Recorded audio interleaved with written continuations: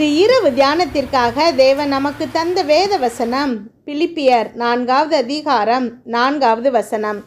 கர்த்தருக்குள் எப்பொழுதும் சந்தோஷமாயிருங்கள் என்று மறுபடியும் சொல்லுகிறேன்.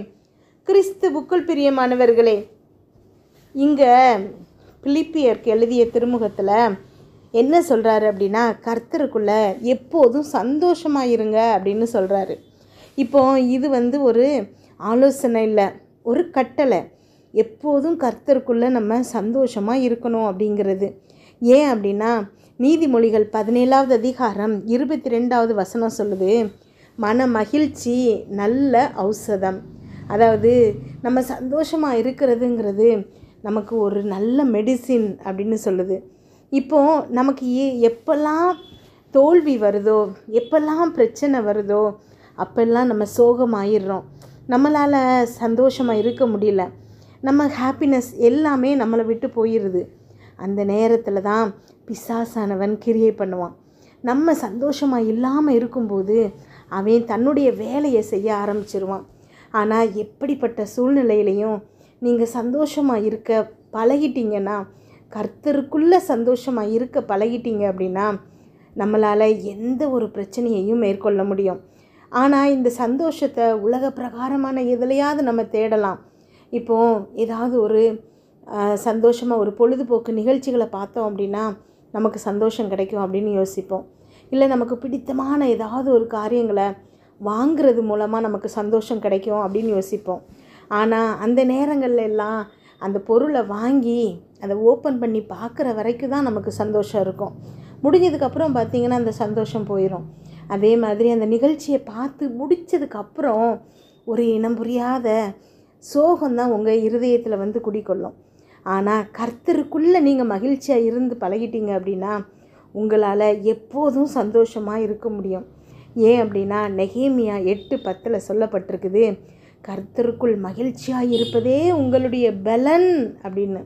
அப்போது நம்ம எல்லா சூழ்நிலையிலையும் அவருக்குள்ளே நம்ம மகிழ்ச்சியாக இருக்கும்போது அதுதான் நம்முடைய பலன் அப்படின்னா நம்மளால் ஈஸியாக நமக்கு எதிராக இருக்கக்கூடிய பிரச்சனையை ஈஸியாக மேற்கொள்ள முடியும். அதனால் எப்போ எந்த சூழ்நிலைனாலும் சரி, நம்ம இருக்க வேண்டியது சந்தோஷமாக இருக்கணும், கர்த்தருக்குள்ளே சந்தோஷமாக இருக்கணும். நீங்கள் நினைக்கலாம், ஐயோ எனக்கு இருக்கிற நிலைமை எனக்கு மட்டும்தான் தெரியும், என்னுடைய உடம்பில் இத்தனை வலிகள் இருக்குது, வேதனைகள் இருக்குது, எவ்வளவு மருந்துகள் நான் சாப்பிட்டாலும் எனக்கு சரியாகலையே, நான் எப்படி சந்தோஷமாக இருக்க முடியும் அப்படின்னு கேட்கலாம். இவ்வளவு கடனை வச்சுட்டு இந்த பிள்ளைகளுக்கு சரியாக வேலை இல்லை, திருமணம் நடக்கவே இல்லை, இன்னும் எவ்வளவோ பிரச்சனைகள் இந்த பிள்ளைகளுடைய குடும்பத்தில், இப்போ நான் எப்படி சந்தோஷமாக இருக்க முடியும் அப்படின்னு கேட்கலாம். என்னுடைய பிள்ளை கெட்ட பழக்க வழக்கங்களுக்கு அடிமையாகி கெட்டவனாக மாறிட்டுருக்கிறான், கடவுளை தேடவே மாட்டேங்கிறான், நான் எப்படி சந்தோஷமாக இருக்க முடியும் அப்படின்னு நீங்கள் கேட்கலாம்.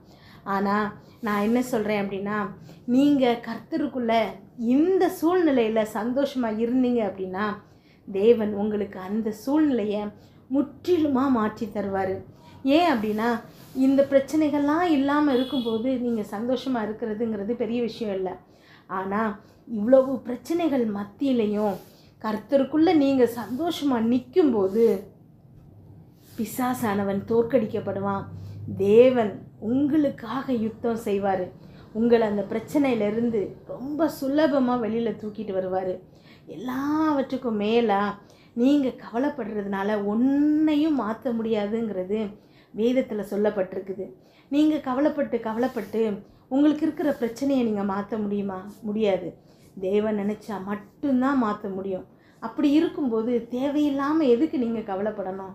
கர்த்தருக்குள்ள அந்த காரியத்தை முழுசாக ஒப்படைச்சிட்டு நீங்கள் அவருக்குள்ளே சந்தோஷமாக இருந்தீங்க அப்படின்னா தேவன் உங்களுக்காக எல்லா காரியங்களையும் வெற்றியாக முடிப்பார். ஜெபிப்போமா? எங்கள் அன்பின் பரலோக தகப்பனே, இன்று முழுவதும் என்னையும் என் குடும்பத்தில் இருக்கிற ஒவ்வொருவரையும் பாதுகாத்தீங்கப்பா. உண்மை நன்றியோடு துதிக்கிறோம், ஸ்தோத்தரிக்கிறோம். இன்றைக்கு அப்பா என்னோடு ஜெபித்து கொண்டிருக்கும் இந்த பிள்ளைகளை உங்கள் கரத்தில் கொடுக்குறேன் ஏசப்பா. அந்த பிள்ளைகள் போகும்போதும் வரும்போதும் ஆசீர்வதிங்க, அவங்க இருதயத்தின் வாஞ்சைகள் எல்லாத்தையும் நிறைவேற்றுங்கப்பா.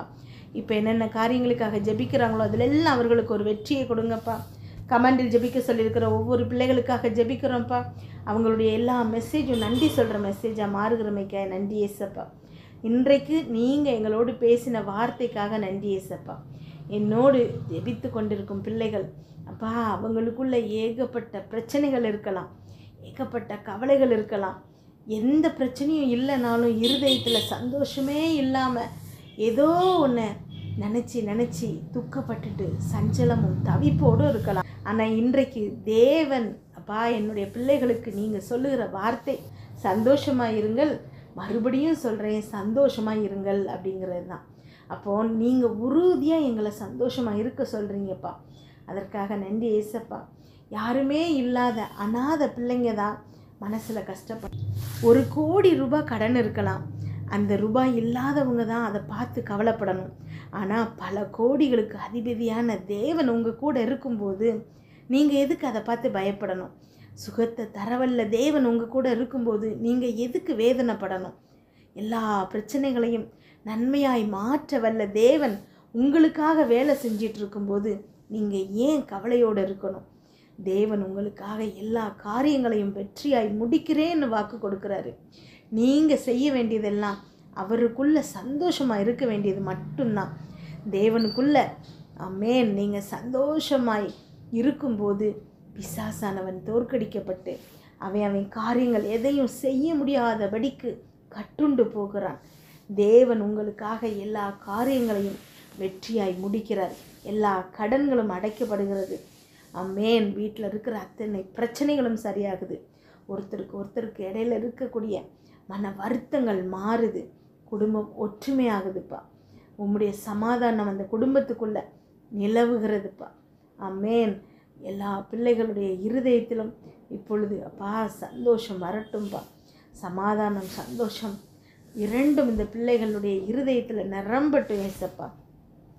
தேவையில்லாத குழப்பங்கள் நீக்கப்படணும் ஏசப்பா. ஸ்தோத்திரம் ஏசப்பா. நன்றி ஆண்டவரே.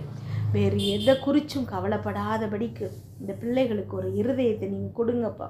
ஆமென். நாளைய தினத்தை குறித்து கவலைப்படுற பிள்ளைகளை பார்த்து சொல்கிறீங்கப்பா, காலங்கள் என் கரத்தில் இருக்குது. ஆமென்.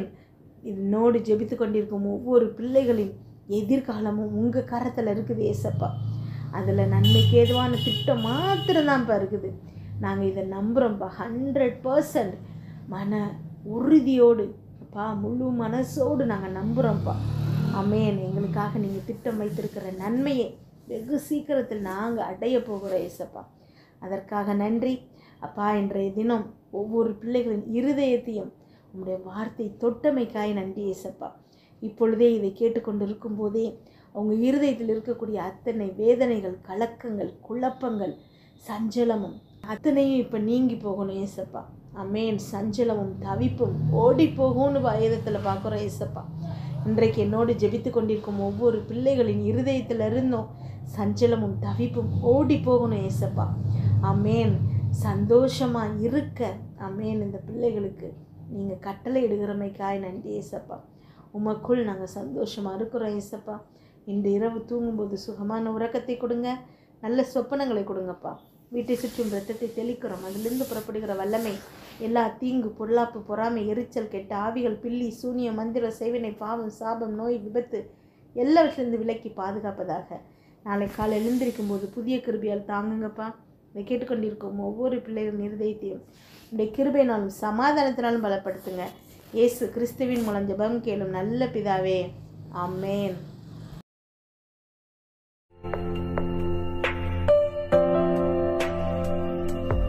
குனிந்து கை நீட்டி அந்த பிள்ளைகளை தூக்கி விடுகிறமைக்காய் நன்றி ஏசப்பா. ஒவ்வொரு பிள்ளைகளையும் அப்பா நீங்க இன்றைக்கு தூக்கி விடுறீங்க ஏசப்பா. ஆமென். இந்த பிள்ளைகள் ஸ்தோத்திர ஏசப்பா இதுவரை இல்லாத வரையில் இப்பொழுது இந்த அடிமைத்தனத்திலிருந்து முழுமையாக வெளியேறாங்க ஏசப்பா. ஆமென். விடுதலை பெறாங்க ஏசப்பா. ஆமென். இப்பொழுது ஜெபித்துக் கொண்டிருக்கும் இந்த வேளையிலேயே இந்த பிள்ளைகள் பரிசுத்த ஆவியினால